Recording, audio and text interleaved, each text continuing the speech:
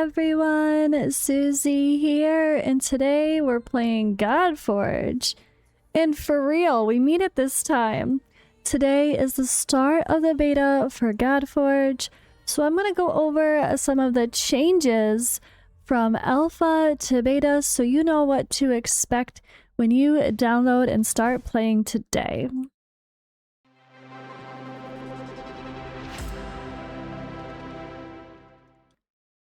Alright, so I'm going to go through this article and then also just bring in my own insight. I am staff, so I have seen a lot behind the scenes. Of course, that stuff is under NDA, so I can only talk about what's been publicly shown. And well, the public's about to see it all very soon, aren't they? But I thought I can give some extra reflection on these notes and help you guys to prepare for the start of beta and give more context to the statements here as much as I can. Well, we're here on the Godforge website. As you can see, this creator program right here, we did start something new and exciting and just so fun.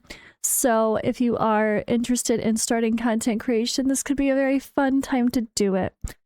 I'm also going to shout out here under account, you go to profile here.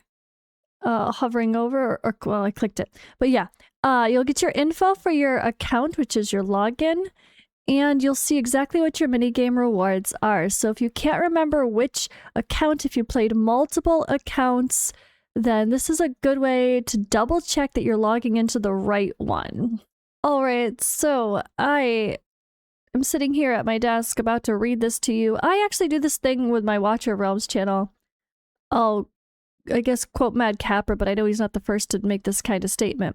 But so you don't have to kind of series. Like this is a big old wall of text that I will read, so you don't have to. I'm gonna try my best to do stuff like that to give you guys updates and information where I can read it all and you can just listen while you're playing or something else and stay up on the news and not have to read giant walls of text. So we're gonna start that here with Godforge, with this what's changed in beta. And yeah, I'm gonna do my best to still cover the game throughout the beta when I can, but it's gonna be interesting because of course I'm working and that's my focus first. And I overdid it recently, yesterday especially, after too many nights of working like 12 to 16 hours on the computer overall. And I've been a little bit too busy, I guess. I didn't take care of myself and take breaks very well, and I couldn't use my wrists, my hands. I was really struggling last night when I got off the computer, and the discomfort is still there now.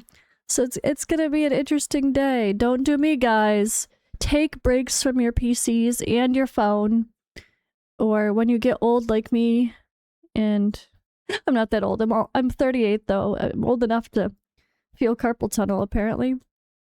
But yeah, be smart.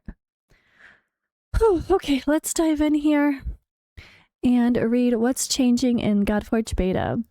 So beta is a different game from alpha. Fateless has reworked several core systems based on what players felt were not working and added new ones that were not in the game at all. Here's what is changing and why. Ascension has been rebuilt. Ascension is one of the most prominent pieces of feedback to come out of alpha. The progression wall at level 120 blocked most players from reaching the content where Ascension materials became farmable. Getting a hero fully ascended took significant effort, and the payoff did not match it. A maxed hero did not feel meaningful, stronger than one that had not been ascended at all. The system has been rebuilt for beta so that Ascension levels deliver something real. The new structure is as follows. Ascension 1 unlocks the hero's passive ability. In alpha, this sat behind Ascension 3, which meant players were running content without their heroes ever feeling complete. Such a world of difference, and the Ascensions are a little bit easier to get for the higher rarity heroes. It was impossibly hard to even get that Awaken 1 on epics and legendaries before. and I think people will be happy with the changes there. Stats are now distributed across the 6 levels, scaled by rarity. Rares have 1 Ascension upgrade, Epics have 2, and Legendaries have 3. So like as in like the fancier elements of the upgrade. Ascension 4 unlocks Attunement, which ties gear bonuses directly to the heroes they are equipped on. So Attunement is going to be a bit new and exciting for some people in Alpha as well. If they don't, let's see, do we talk about Attunement? Maybe not. No. So Attunement, I'm not going to say too much because I think we do want people to expand, explore, and learn on your own even more so, right? But there were some intentions with Attunement early on that I will say have changed. Initially, Attunement was intended that only certain heroes could attune certain types of gear sets, which is what not like the set bonus. I mean, the materials, the styling, the way, the reason the icons look different. And that's not exactly how it is now. So you're going to have to find out in the alpha, see what patterns you notice related to attunement and the visuals of the sets. There is a meaning there, so I'll give that as a spoiler. You guys can figure it out unless we happen to put it in a guide on a website somewhere and say it. But otherwise, you guys have fun figuring out what those consistencies are. That's part of the fun in new games, is to discover stuff and not have everything told, right? All right, Ascension 6 grants initial divinity, reducing the time it takes for the hero to build their account in combat. So that's definitely helpful. And keep in mind, guys, Ascensions are going to feel like nothing, like meaningless, not meaningless, but insta-max stats eventually, right? When you're playing these games for real, Watcher of Realms, Raid Shadow Legends, my examples where there's a similar structure, promotions, ascensions. You don't even blink. You just insta get them max start up, right? Like it's like the extra ranking up of those heroes. You do it instantly in those games once you get into the game. You farm to where you've gotten enough resources to where every time you pull a new hero, you just insta 6-star, max ascended, max skill books sometimes, depending on the rarity. You know, like that stuff becomes more fluid in the future.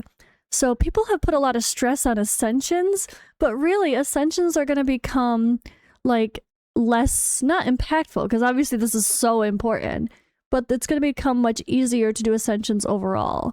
So like personally, I'm used to Watcher of Realms. Awakening is the A. Like if I have an A1 Sun Wukong, it doesn't mean I have an Ascension 1 Sun Wukong. I have an Awaken 1 Sun Wukong. That is the language I will be personally using, and I think we're trying to use overall, because you're never going to assume that people are playing anything less than Ascension 6 once you're really into the game and talking about hero builds and complete teams and everything. You're always going to be assuming people have max ranked up their characters. Maybe not now for beta, but for the future. So keep in mind the terminology. If you're coming from Raid Shadow Legends, A1, A2, A3, no. That's Awaken 1, Awaken 2, Awaken 3 here. We have basic, core, and ultimate for our skills, and those are just the terms we got to get used to using. We have heroes, not champions. Oh my god, when I quit Raid, I kept saying champions for every other game for like a year. It's fine. Okay, so ending thought there with Ascensions is that the aim is straightforward. Each step should feel rewarding.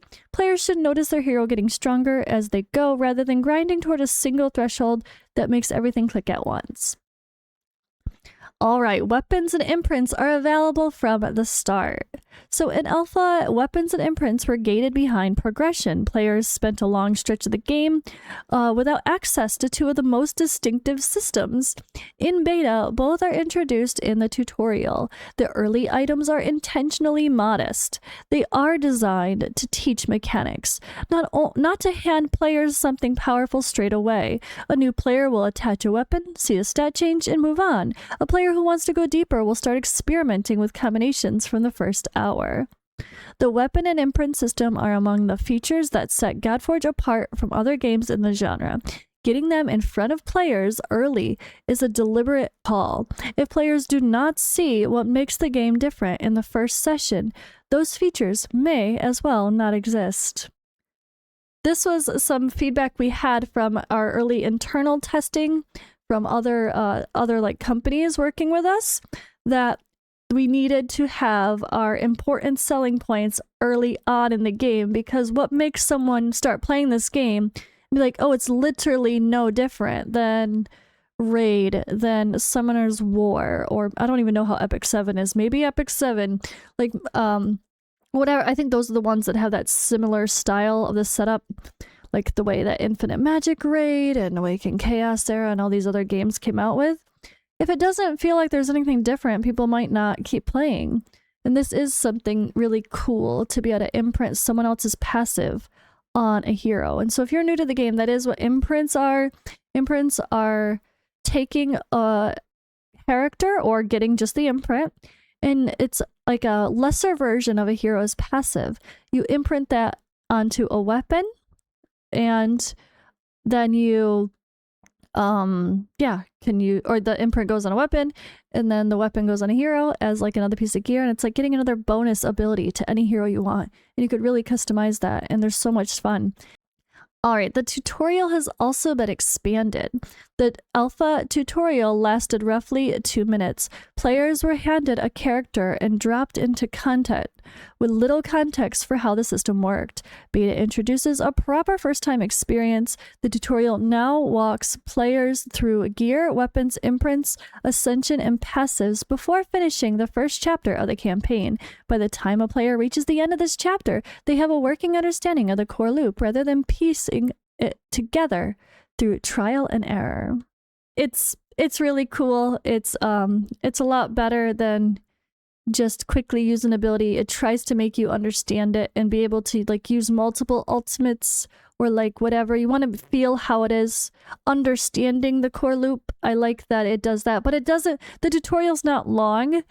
I will give that insider tip that the tutorial's still not long. Don't worry guys, we don't force you to do things for 10 minutes. It's not like that at all.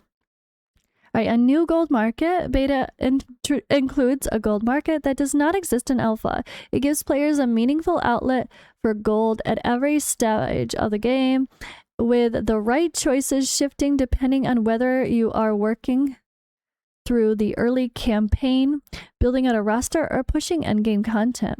Full details on what the market are, what is in the market are still to come. So we did show what's in the market in multiple videos on the channel. The box of mysteries and that summoning crystal where you can have a chance to get a flawless. Those are so cool. And don't underestimate how much fun those ones can be. Gold is amazing now. There's going to be really, you know, with all of those items in the shop, it makes spending gold fun. It doesn't make it where you feel like gold is just a worthless stat to upgrade something. It actually makes it fun and exciting, just like you would use your rubies in a shop or something else like that. Roster size is nearly 3 times the size of Alpha. Alpha launched with roughly 55, 60 heroes. I can't remember the total, let's be honest. I can't either. Beta launched with close to 180, covering all heroes that have cleared validation and balance testing. The community will have a lot of new ground to cover. Some of the standout heroes from Alpha may hold their place. Others may be pushed aside by what is new. That part is what beta is for. Lots of new heroes to play with. Yeah, that's definitely true. And what can you earn by playing the beta? There are 2 reward systems. Riven's Chosen is a beta-only calendar with cosmetic rewards that carry through to early access. And Tokens of Valor are earned through beta period and redeemed when the live game launches.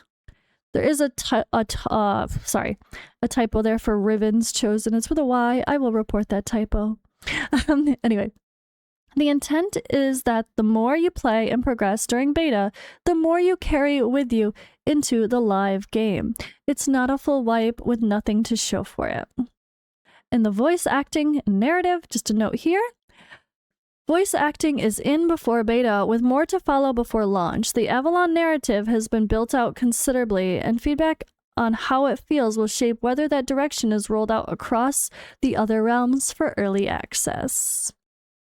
Yay! How to get involved? Head to fateless.gg or join the waitlist, blah blah blah.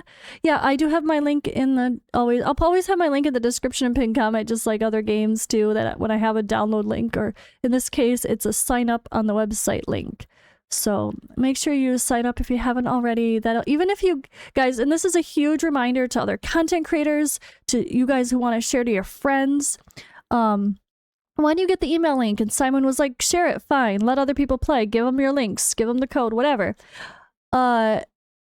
Once we start and you do that, you still need to have them pre-register on the website. They still need to come to this purple form right here on the Fateless site, and they still need to fill this out, because this is how they get on our mailing list, so we are actually legally allowed to send out an email to them. Otherwise, they're not going to get email updates for stuff. They're not giving us permission to, send out actual emails when we have the rewards even. Like, there's a lot we have to do that's very careful for the laws of this stuff.